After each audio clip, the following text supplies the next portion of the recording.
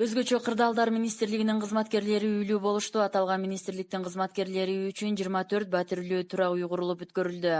Бул тууралуу Өзгөчө кырдаалдар министрлигинин басма сөз кызматы билдирди.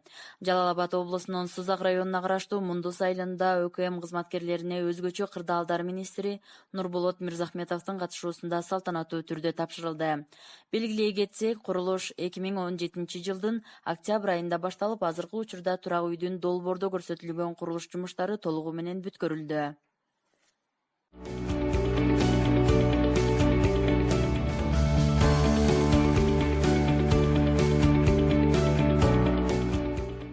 Кой таштагы окуянын активдүү катышуучуларынын бири 1990 жылы төрөлгөн Жаран кармалды деп билдирет Ички иштер министрлигинин басма сөз кызматы.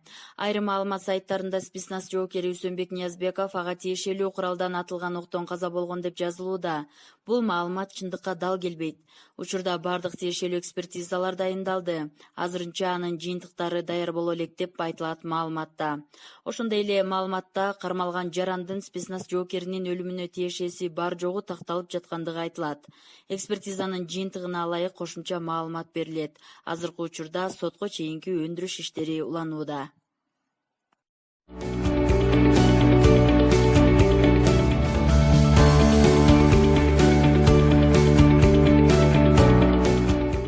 Бүгүн 15 августта Жогорку сотто мурдагы башкы прокурор Аида Салянованын баш коргоо чарасы каралмак, бирок 5 сентябрга жылдырылды.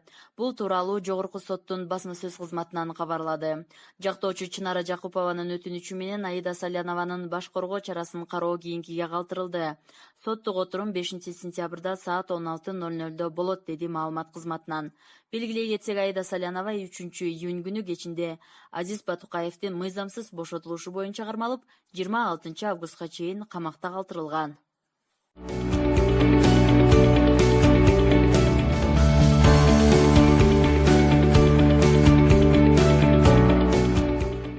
Курсан Асановдун үйү тинтүүгө алынды. Анын үйүн тинтүү иштерин аскер прокуратурасы жүргүздү. Бул тууралуу Асановдун жактоочусу Икрамидин Айткулов билдирди. Кечээ 14 августта Курсан Асанов аскер прокуратурасында сурак берип чыккан. Андан кийин анын үйү тинтүүгө алынган. Мындан тышкары КСДПнын саясий кеңешинин мүчөсү Кундуз Жолдубаеванын үйү да аталган прокуратура тарабынан тинтүүгө алынган. Жолдубаева тинтүү Асановдун ишине байланыштуу экенин айткан. Белгилей кетсек, Курсан Асанов Ички иштер министрлигинин буйруктарын аткарбастан, аны менен кеңешпей туруп, Ички иштер министрдин кызматкерлерин башкаруусуз коркунучта калтырып, мыйзамды одоно бузган. Мындан сырткары далил буюмдарды жана тергөөгө керектүү документтерди жашыруу менен жазык процессуалдык мыйзамдарды сактаган эмес. Кызматтык абалын кыянаттык менен пайдаланган беренелери менен кылмыш иши козголгон.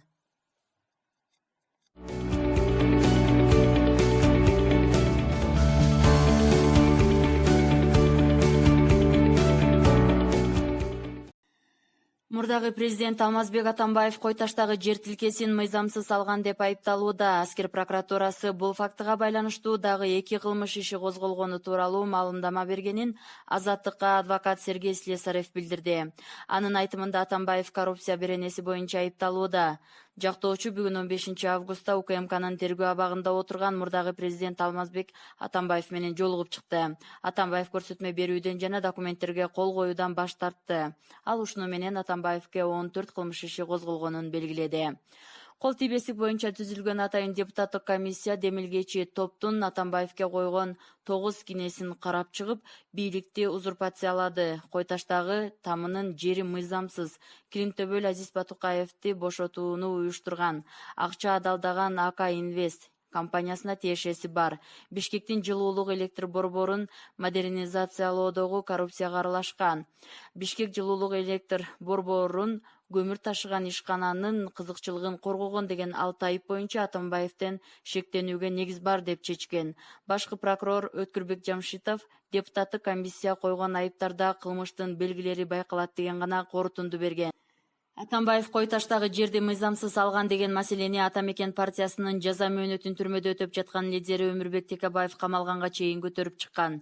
Анда Дастан заводуна караштуу Кой таштагы 2,7 гектар жерди Максим Бакиевке караштуу арт курулуш дизайн компаниясы менчиктештирип, бирок сот кийин ал келишимди жокко чыгарганы көрсөтүлгөн. Ошол тушта Бишкектин мэри Албек Ибраимов Дастан заводун жетектеп турган. Аны кийин Анарбек Укуев деген жаран сатып алып, ал кайра Албек Ибраимовдун жубайына сатканы аныкталган. Кийин ал кайра президент Алмазбек Атамбаевке сатканы ырасталган. Кийин Атамбаев ал жерге хан сарай курган. Атамбаев президент болуп турганда башкы прокуратура муну иликтеп чыгып, ал иште мыйзам бузуу жок деп тапкан. Алмазбек Атамбаев 2016 жыл жыйынтыгын чыгарган басма сөз жыйынында Кой Таш айылында 9 гектардан ашык жер тилкесин мыйзамдуу акчага Бишкектин мэри Албек Ибраимовдон сатып алганын айткан.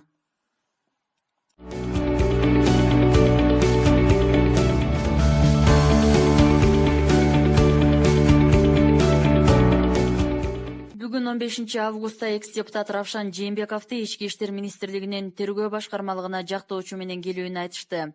Бул тууралуу ал Facebook баракчасына жазып чыкты. Жээнбеков бүгүн камакка алынышы мүмкүн. Ички иштер министрлигинин тергөө башкармалыгынан бүгүн жактоочу менен келишим керектигин айтты. Себеби бүгүн камакка алышат экен. Мага барымтага алуу беренеси менен айып тагылууда. Менин жактоочум Азимбек Бекназаров, мени колдогондорго ыраазычылык билдирем. Мыйзам алдында тазамын деп жазган Жээнбеков. Белгилей кетсек, 7-8 августта Кой Таштагы мурдагы президент Алмазбек Атамбаевди кармоо операциясында 100дөн ашык адам жаракат алып, УКМКнын Альфа тобунун 6 жоокери барымтага алынып, 1 офицер октон каза болгон. Адамды барымтага алуу, массалык башаламандык уюштуруу жана кылмышка катышуу беренелери боюнча бир нече адам камакка алынган.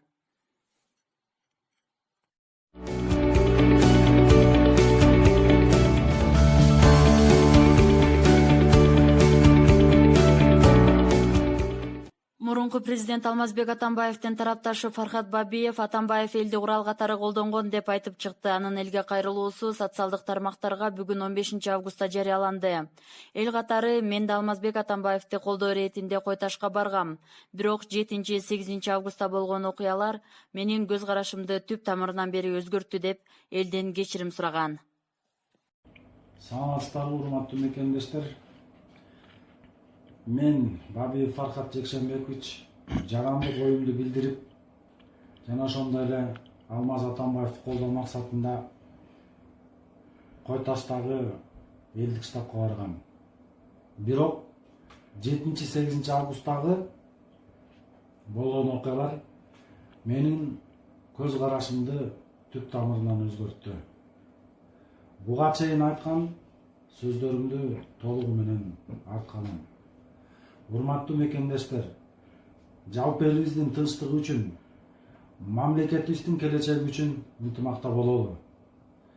Жеке кызыкчылыктарын ойлоп, жалпы элге жамынып, карапайым калкты курал катары колдонуп, жада калса кыргыз элин түндүк түштүк кылып бөлгүсү келген саясатчылардын провокацияларына алданбайлы. Ошол себептен мыйзамды сыйлап, ынтымакта, тынчтыкта жашоого бардык жарандарды чакырам. Провокациялык сөздөрдү айтканым үчүн жалпы элден кечирим сурайм. Көңүл бурганыңыздарга чоң рахмат.